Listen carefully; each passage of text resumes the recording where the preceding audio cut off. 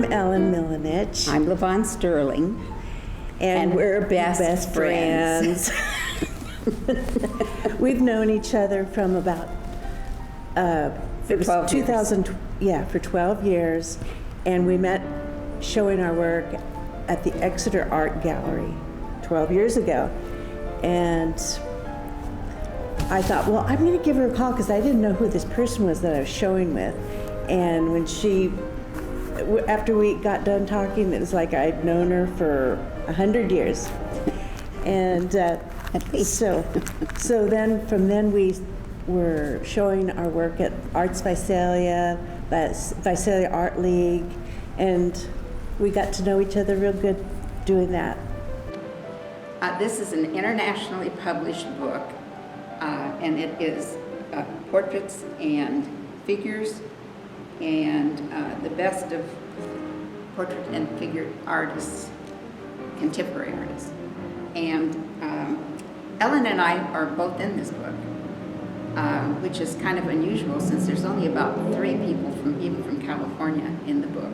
And this is worldwide. Yeah. This is people submitted their, okay, go ahead.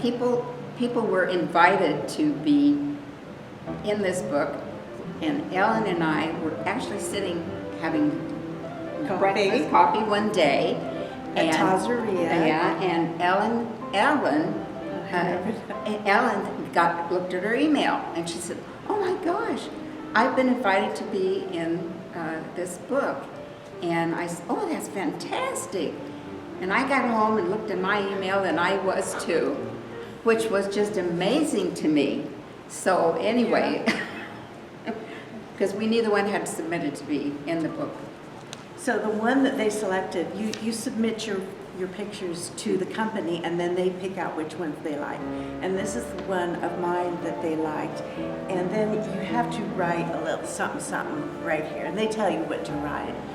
And then Levon's. Yeah. And these are my twin granddaughters. And this is called Pink Shoes. It's pastel. Ellen's is charcoal in the Who would have thought little two people from Visalia, best friends, got in the same book at the same time. It was just amazing to both of us. I know. This is a charcoal drawing of Marjorie Brandon, and it's owned by the city of Visalia. It's part of the Visalia Chronicles collection. And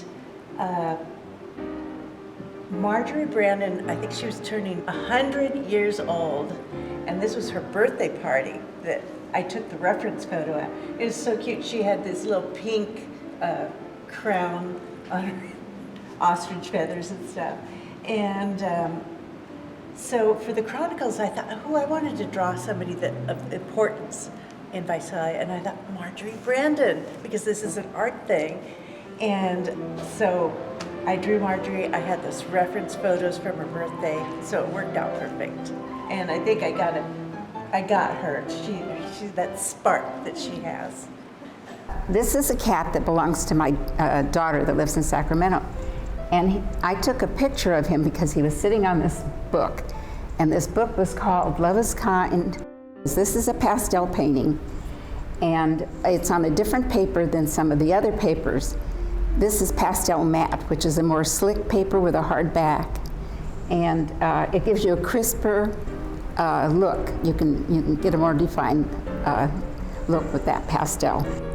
I like to draw horses, and I had a Facebook friend who had all these horses on her ranch, and whoever was taking the photos took these 2 photos of the same stallion, and they were, my artist juices just were going, yes.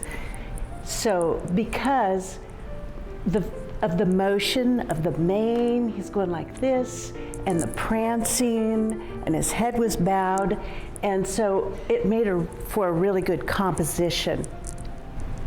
This one is actually on a kind of paper from Germany, in this really dark red.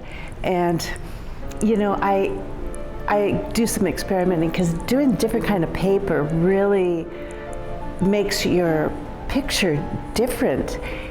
And For the darks, I didn't put black, I just would erase the white for shadows on the horse. You can't really erase too much on this paper, so you gotta be careful. So this is just another photo of that horse, and it's just, as you can see, it has this wonderful motion of the hair, the head's kind of dipped down, and you could see all these muscles of the stallion, and the muscles show nice shadows too. So this is all black and white, just as that one is all black and white. There's no color. I don't use any color in these pictures. This is a painting that I did a couple years ago, and it actually was in Yoko Valley, where I did the painting. When we had a little rain, and they had those little streams, but it hadn't turned green yet. So anyway, and you can see our mountains in the background. But the interesting thing here, as opposed to the cat one that we just did, is this is done on ampersand board. So it's actually on a board instead of paper. So it makes it a little heavier, and you get a more fuzzy kind of look. And I just thought that would be interesting. This painting is called On a Clear Day You Can See Forever, which we could. It was very clear that day. This is my daughter, and when she was living at home, she was my best model, and she knew the drill. Oh, Shelley, come on, let's go. The light's just right. Okay, Mom. So we'd go outside, and I just happened to, she had this really neat scarf on her head, and the light was just right outside, and I snapped these pictures, and she would model for me. Okay, put your chin down, everything. And when I got these, I was so excited, and I picked the one out because I use a photo for my reference, and I get a hard copy, and I look at it and hold it for like days before I actually start it.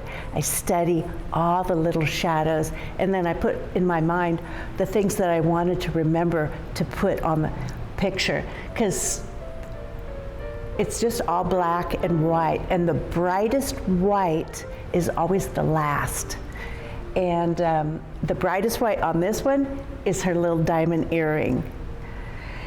And when you get up close to this picture, you can see I put little bit of white on the tips of her eyelashes, because that shows some little bit of reflection or little life into the picture. You can almost feel the hair on her shoulders.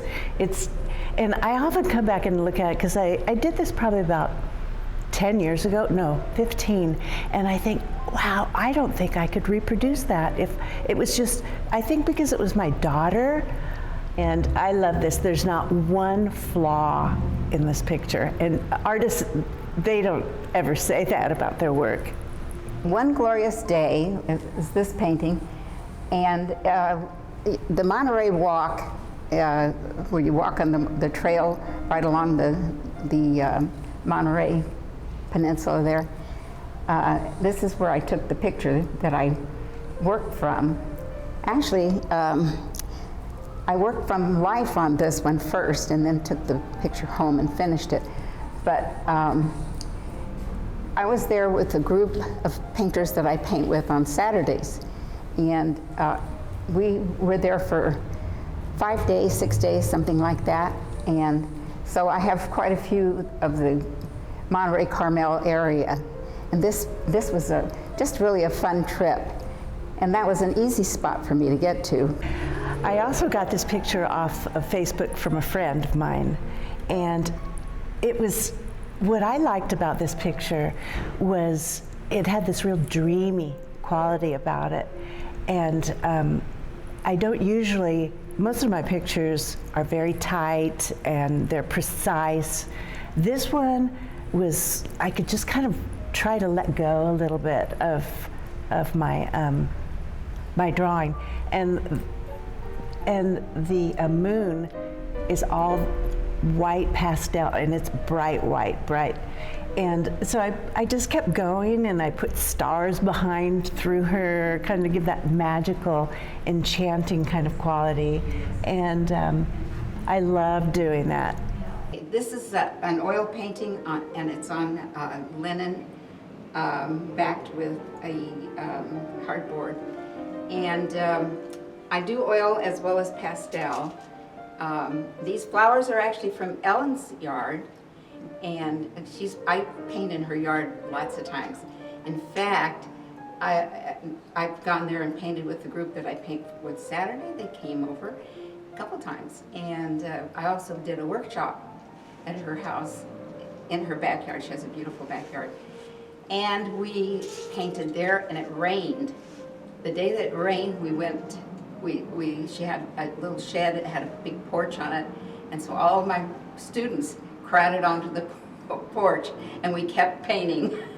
And you get really dark places and really light places in your photo, your finished portrait. That's what I call the drama. And you have to have the drama to make it interesting. So you have the real dark, real bright light, and everything else is just a shade of gray in the middle. In a couple of days, I'm going to be 84 years old, but I still raft the St. Johns River if there's water in it. And on a good day, there is water, and I think a couple of years ago we had some good days, and it's been probably 3 years ago that I rafted at last. And I took some pictures while I went down the river, because you can get pictures that you can't see from the road.